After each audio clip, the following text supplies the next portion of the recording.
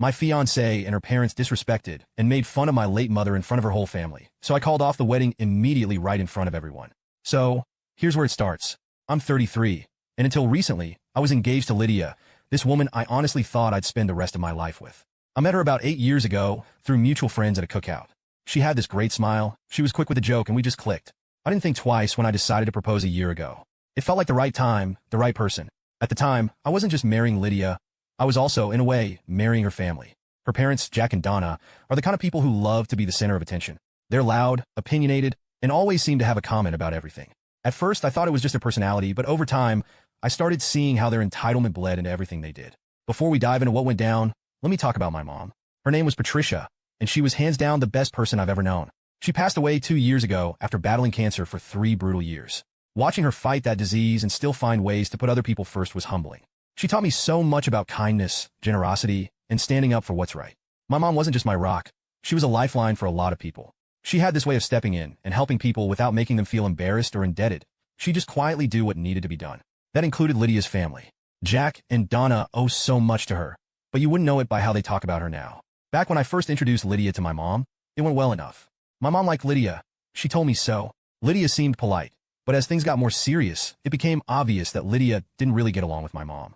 It wasn't anything dramatic, just small comments here and there, like how Lydia would call my mom overly involved or a little too eager to help. It rubbed me the wrong way, but I figured it was just nerves or Lydia trying to adjust to being part of a new family. The thing is, my mom did a lot for Lydia's family. Years ago, when their restaurant was on the verge of shutting down, my mom co-signed a loan to help them out.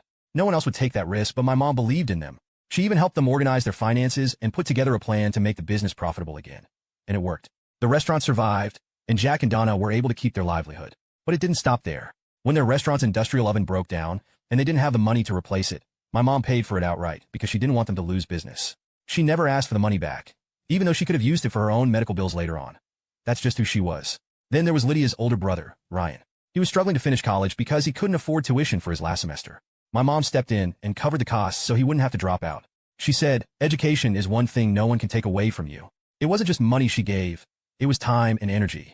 She spent hours helping Lydia's family with everything from bookkeeping advice to babysitting Ryan's kids so he could focus on studying. And let me tell you, not once did Jack, Donna, or Ryan ever thank her properly. Sure, they said thanks in passing, but there was no real acknowledgement of what she'd done for them. My mom never cared about that, though. She wasn't in it for the recognition. She just wanted to help people. When my mom passed away, I was devastated. She was my world, and losing her felt like a piece of me was gone forever.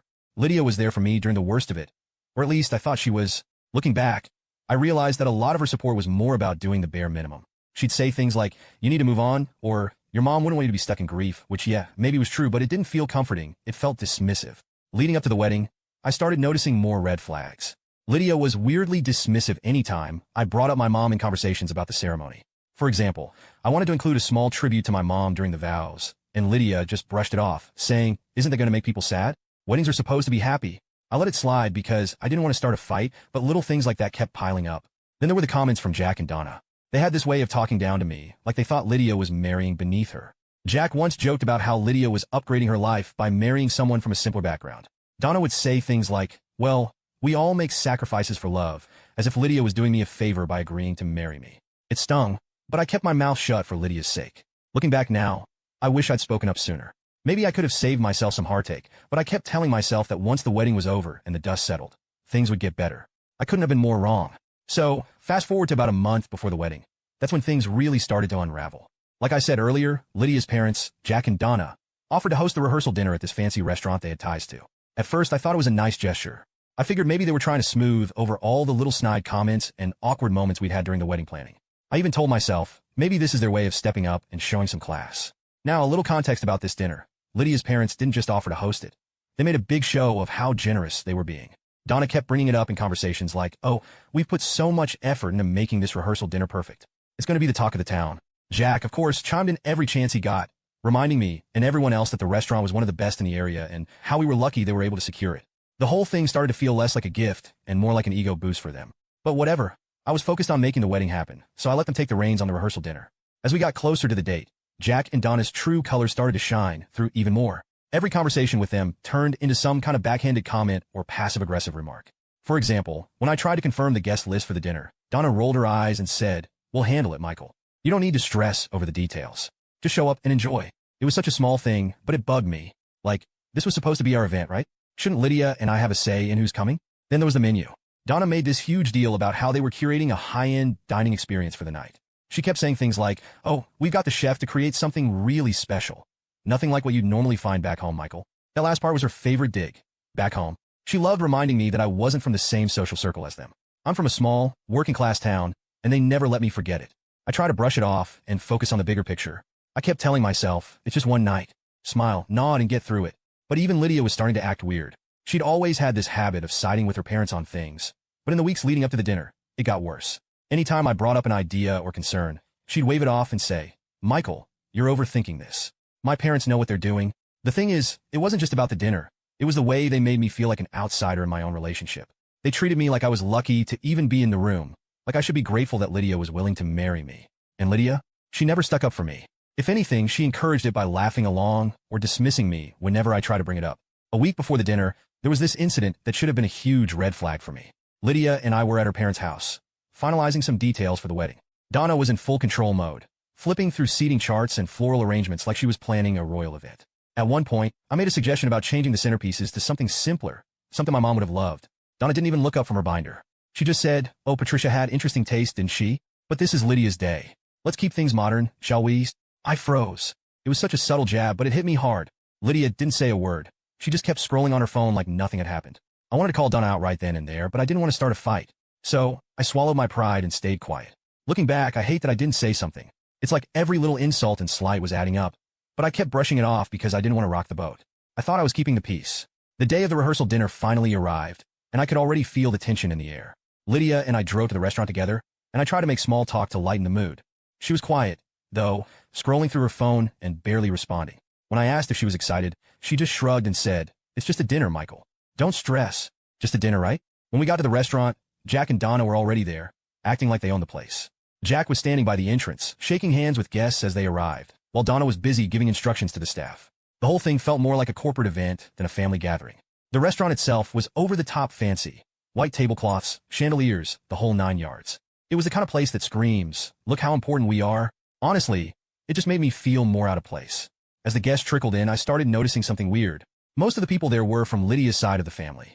There were maybe 3 or 4 people from my side. My dad, my sister, and a couple of close friends and relatives. Everyone else was either a relative of Lydia's or one of her parents' business associates. It was like they'd turned a rehearsal dinner into a networking event. I pulled Lydia aside and asked her what was going on. "Why are more of my family here?" I said. She gave me this exasperated look and said, "Michael, your family's small. My parents had to fill the room somehow. It's not a big deal. Not a big deal." That was her answer for everything. I bit my tongue and went back to mingling, but I couldn't shake the feeling that this dinner wasn't about us. It was about Jack and Donna showing off. They'd hijacked what was supposed to be a celebration of our relationship and turned it into their own personal spectacle. After everyone had eaten, the real show started. The speeches. Jack was the first one up, of course. He grabbed the mic like he was giving a keynote address at a conference, not talking about his daughter's wedding. He cleared his throat and started with, "Welcome, everyone. Tonight is about celebrating the union of 2 families. Our Lydia and, of course, Michael." He said my name like it left a bad taste in his mouth. I was sitting there trying to stay calm, but every word out of his mouth was a thinly veiled insult. He started talking about how proud he was of Lydia and how she'd always been the star of the family. She's always known what she wanted in life and gone after it. And now, she's marrying someone who'll keep her grounded. He smirked when he said that, and I swear a couple of people chuckled. I just stared at him, wondering if I'd heard him right. Then he launched into this story about how Lydia was always a high achiever, even as a kid, and how it was a good thing she had their guidance to stay on the right track.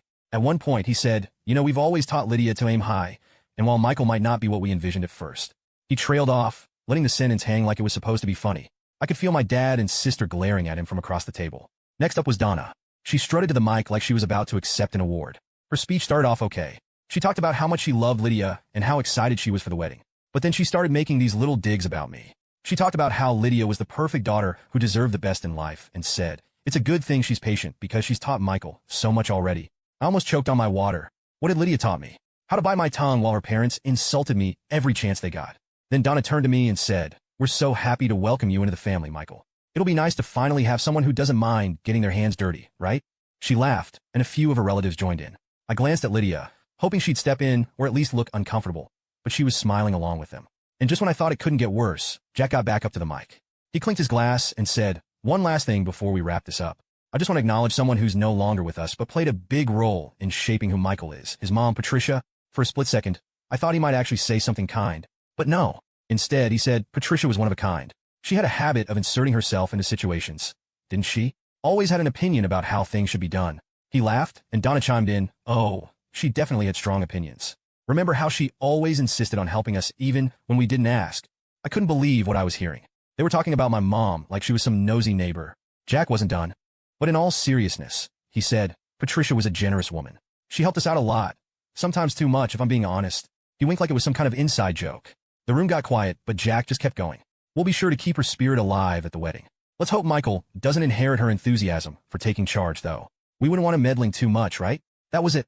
I felt my face get hot, and my fists clenched under the table. I glanced at Lydia, waiting for her to say something, anything, to shut them down. But she just laughed and said, oh, Dad, stop, like it was all harmless fun. Harmless fun. They were mocking my mom's memory in front of a room full of people, and Lydia thought it was funny. I couldn't believe it. The worst part was that Jack and Donna acted like they were being charming. They had this smug look on their faces like they thought everyone was laughing with them. But when I looked around the room, I could see that wasn't the case. When Jack finally sat down, the tension in the room was so thick you could cut it with a knife. The clinking of forks and glasses started again as people awkwardly tried to move on from the train wreck of a speech. Lydia leaned over and whispered, are you okay? Her tone was casual, like she was asking if I wanted more water, not if I was seething with rage. I didn't even look at her. I just nodded, my jaw clenched so tightly I thought my teeth might crack. But then Donna walked over to our table. Michael, she said sweetly, I hope you weren't offended. Jack, and I just wanted to add a little humor to the evening. It's all in good fun. That's when something snapped in me. I couldn't stay quiet any longer. I stood up, my chair scraping loudly against the floor. Are you serious right now? I said, my voice low but shaking with anger. So there I was standing in the middle of the rehearsal dinner, chair still slightly tipped back from when I stood up. The whole room had gone dead silent, like someone had muted the TV. All eyes were on me, but I didn't care. My heart was pounding, and my face was hot, but I knew I couldn't just let this slide. Jack and Donna's mocking of my mom was already too much, but that fake apology from Donna, that was the final straw. Are you serious right now? I repeated, looking directly at Donna. She froze for a second, probably not expecting me to actually call her out. Jack looked up from his drink like I'd just insulted him. Lydia, sitting next to me, whispered, Michael, stop, but I ignored her. Let me get this straight, I said, my voice louder now. You spent the entire night taking cheap shots at my mom, the woman who helped your family when no one else would. And now you're acting like it was just a joke? You think that's okay? Jack leaned back in his chair, folding his arms. Relax, Michael, he said, smirking like he thought this was no big deal. You're overreacting. It was all in good fun. Good fun? I shot back. You called her meddling. You said she was too much. You mocked her generosity, like it was some kind of flaw. How was that good fun? The tension in the room was unbearable. I could see a few of Lydia's cousins looking down at their plates, clearly uncomfortable. My dad, on the other hand, was staring at Jack like he wanted to punch him. My sister had her arms crossed, glaring at Donna like she was waiting for her turn to jump in. Donna tried to laugh it off. Oh, Michael, don't be so sensitive. We were just sharing a few stories. Everyone knows how Patricia liked to take charge.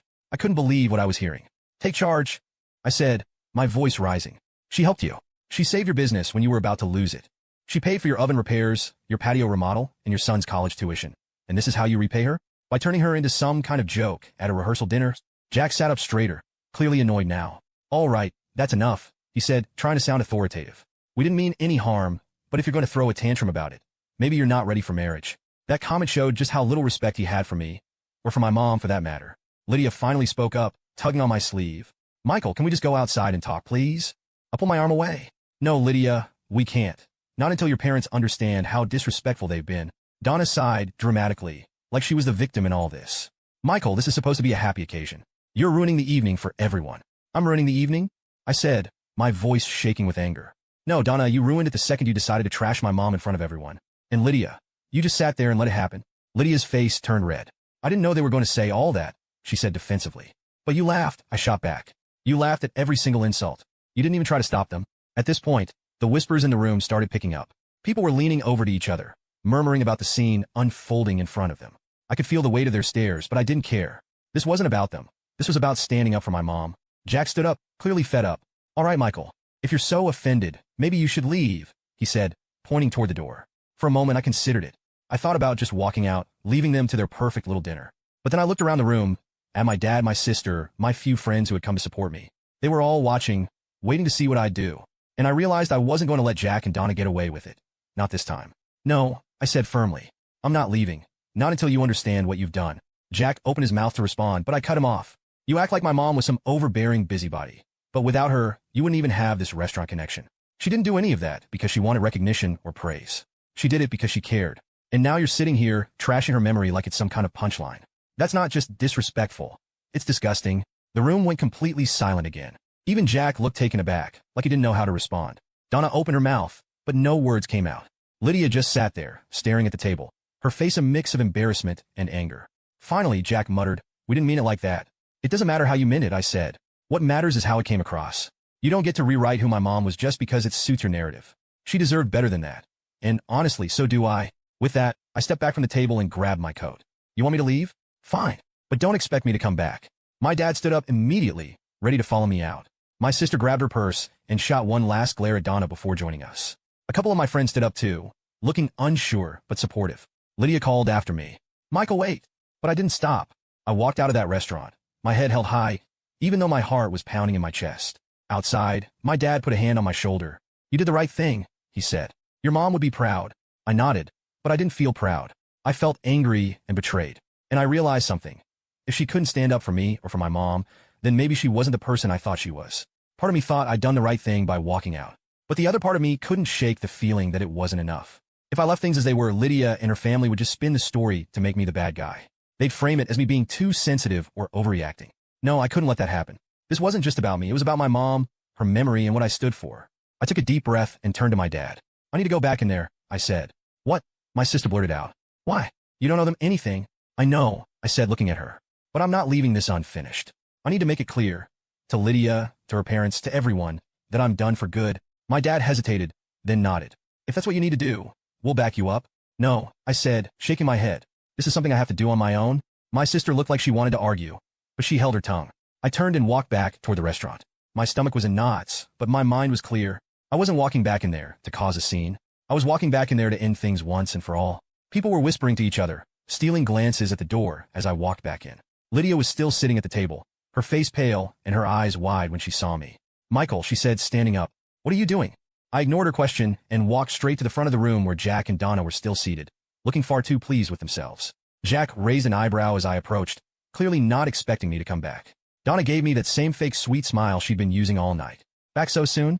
Jack said, his tone dripping with sarcasm. I didn't bother responding to him. Instead, I turned to face the entire room. "Excuse me, everyone," I said loud enough for the whole room to hear. The murmuring stopped instantly, and all eyes were on me again. My heart was pounding, but I kept my voice steady. "I have something I need to say." I glanced at Lydia, who was now standing frozen by the table, her hands clasped tightly in front of her. "I know this isn't the time or place anyone expected for this, but after what's happened tonight, I don't see any reason to wait." I took a deep breath and continued. "This wedding is off." The room erupted. Gasps, murmurs, and the scraping of chairs filled the air as people turned to each other. Lydia's jaw dropped, and her hands flew to her mouth. "Michael, no," she whispered, but I held up a hand to stop her. The room was dead silent now. Even the waitstaff had stopped moving, standing frozen in the corners of the room. I turned back to the rest of the guests. "This isn't just about tonight," I said. "This is about the kind of family I'd be marrying into. A family that doesn't respect me, doesn't respect my mom, and doesn't respect the values I was raised with. I can't, and I won't, spend the rest of my life being treated like this." Jack finally found his voice. "You're making a big mistake, kid," he said, his tone dripping with condescension. "You're throwing away a good thing over nothing." I laughed bitterly. "Nothing? You think disrespecting my mom is nothing? You think treating me like I'm less than is nothing?" "No, Jack. The mistake would be going through with this wedding and tying myself to a family that doesn't deserve me." Donna looked like she was about to cry, or maybe she was just embarrassed that their little show had backfired. "Michael," she said, her voice shaky, "let's not make decisions in the heat of the moment. We can talk about this tomorrow when everyone's had a chance to cool down." "No," I said firmly. "We're not talking about this tomorrow, or ever. This is done." I turned to Lydia one last time. Her face was streaked with tears, and she looked like she didn't know whether to scream or beg. I walked back toward the door, my footsteps echoing in the silent room. As I reached for the handle, I heard Lydia call after me one last time. "Michael, please don't do this." I paused for a moment, my hand on the door. Then I turned back and said, "I already did." Walking out of that restaurant felt like ripping off a Band-Aid. There was a sting, sure, but the overwhelming feeling was relief. It was over. The wedding, the constant disrespect, the feeling of being second best in a family I was supposed to join. All of it was behind me. The next morning, the real fallout began. I woke up to about 100 unread messages on my phone. Most of them were from Lydia, a few were from Jack and Donna, and there were even a couple from random relatives of hers who I barely knew. The tone of the messages ranged from pleading to outright nasty. Lydia's texts were full of apologies. I'm sorry, Michael. I didn't mean to hurt you. Please, just talk to me. Jack's were more aggressive. You embarrassed us in front of everyone. You'll regret this. And Donna? She tried to play the victim. I can't believe you'd do this to Lydia. She didn't deserve this. I ignored all of them. By mid-afternoon, Lydia showed up at my apartment. I knew it was coming. I'd been bracing for it all day, but that didn't make it any easier. When I opened the door, she looked like she hadn't slept. Her eyes were red, and her face was blotchy from crying. She was still wearing the dress from the night before, like she'd gone straight home and cried herself to sleep. Michael, she said softly, her voice shaking. Can we please talk? I crossed my arms and leaned against the doorframe. What's there to talk about, Lydia? I made myself pretty clear last night. She flinched like I'd slapped her, but she didn't back down. I know you're angry, and you have every right to be, she said. But we can fix this. We can work through it. I shook my head. You don't get it, do you? This isn't something we can just work through. She wiped her eyes with the back of her hand, her voice cracking as she said, I was scared, okay? I didn't know what to do. Scared of what? I asked, my frustration boiling over. Scared of upsetting your parents? Scared of making a scene? She didn't have an answer. She just stood there, crying, while I stared at her, waiting for something, anything, that would make me believe she actually understood what she'd done. But nothing came. Her eyes widened, and she took a step closer. Please, Michael, she whispered. Don't do this. We can make it work. I'll talk to my parents. I'll make them apologize. Just don't end it like this. I shook my head again. It's not just about your parents, Lydia. It's about you. Last night showed me exactly who you are, and I can't unsee it. I deserve better than this. She stared at me for a moment, her face crumpling as the reality sank in. One Saturday afternoon, I was cleaning out my mom's old keepsake box. It was something I'd held on to ever since she passed. Inside were things like her favorite necklace, a pair of earrings she used to wear to church, and a small, delicate locket with a picture of my grandmother inside. That locket had been in my family for generations, passed down from mother to daughter. My mom had given it to me before she passed. She said, one day, you'll know the right person to give this to. I'd kept it tucked safely in the box ever since. It wasn't just a piece of jewelry. It was a piece of our family history. But when I opened the box that day, the locket was gone. At first, I thought I was imagining things. I tore the box apart, carefully searching through every corner, but it wasn't there. I checked the drawers where I kept the box, the shelves, even the floor around it. Nothing. My heart sank as the realization hit me. Someone had taken it. The only person who'd been in my apartment recently besides my family and close friends was Lydia. My stomach churned as I pieced it together. She'd come over a few days after the breakup to drop off the engagement ring. She'd asked to use the bathroom before she left, and I'd thought nothing of it at the time. But now it all made sense. I grabbed my phone and texted her. Did you take the locket from my mom's keepsake box? A few minutes later, she replied. What are you talking about? I didn't buy it for a second. You know exactly what I'm talking about. The locket my mom left me. It's gone. You're the only person who's been in my apartment recently. Did you take it? She didn't respond right away, but when she did, her message made my blood boil. I borrowed it because I wanted to keep a piece of her with me. I thought it would help me feel closer to you. Borrowed. She borrowed it without asking, without even telling me. I couldn't believe the audacity. I called her immediately. When she picked up, she sounded defensive, like she was the victim in all of this. Michael, it's not a big deal, she said. I was going to give it back. Not a big deal. I snapped. That locket has been in my family for generations. It's not some trinket you can just take because you feel like it. How could you even think that was okay? I just wanted to feel connected to you, she said, her voice trembling like she was trying to play the sympathy card. I didn't think you'd notice. Of course I'd notice. I shouted. It's my mom's. And the fact that you didn't think to ask me first makes it even worse. She started crying at that point, but I wasn't in the mood to comfort her. Where is it? I demanded. It's at my parents' house, she admitted through sobs. I didn't want to lose it, so I left it there for safekeeping. That was the last straw. You took something that didn't belong to you, something that means more to me than you'll ever understand, and you just left it at your parents' house? Are you kidding me? I'm sorry, she whispered. Sorry doesn't cut it, I said, my voice cold. I'm coming to get it. Now. An hour later, I was pulling up to Jack and Donna's house. My anger had only grown during the drive, and by the time I knocked on the door, I was ready to explode. Donna opened it, her fake sweet smile fading when she saw the look on my face. Michael, she said cautiously, what are you doing here? I'm here to get my mom's locket, I said bluntly. Lydia told me it's here. Donna's face shifted into a mix of confusion and annoyance. Lydia took a locket? Why would she? Just get it, I interrupted. She narrowed her eyes but stepped aside to let me in. A few minutes later, Lydia came downstairs holding the locket in her hand. Her eyes were red, and her face was blotchy, but I didn't care. All I saw was the locket dangling from her fingers like it was nothing. Here, she said, holding it out to me. I snatched it from her hand and inspected it, making sure it was the same one. When I was satisfied, I stuffed it in my pocket and turned to leave. Michael, wait, she said, her voice desperate. I didn't mean to upset you. I was just trying to save it, I said, cutting her off. You stole from me, Lydia, from my mom. Like what you'd already done wasn't enough. Her face crumpled, and she started crying again, but I didn't stop. I walked out the door, slamming it behind me. In the days that followed, I blocked her number, deleted her messages, and cut off every possible way for her to contact me. I was done with her family, and all the drama they brought into my life. Calling off the wedding had been hard, but this was the final nail in the coffin. And as tiring as it was, it also felt like closure. I'd stood up for myself, for my mom, and for the values she'd instilled in me. I knew I'd made the right choice, and for the first time in a long time I felt it. Peace.